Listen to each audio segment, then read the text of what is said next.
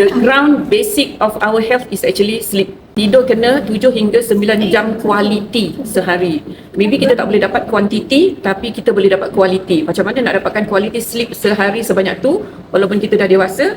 You tengok kalau 12 midnight, if you sleep 1 hour before midnight, 1 hour equal to 3 hours quality sleep.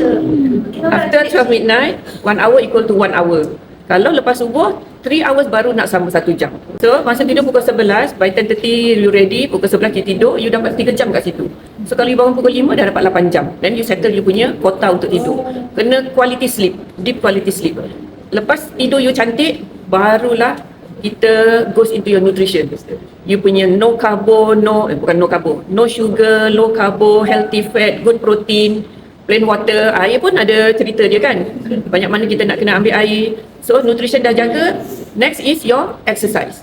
You punya movement. Not necessarily you nak pergi zumba ke, aerobik ke, apa ke, tapi at least you mesti ada pergerakan setiap hari. Tak boleh sedentary lifestyle, duduk daripada 8 pagi sampai 5 petang, 7 pagi, 7 malam.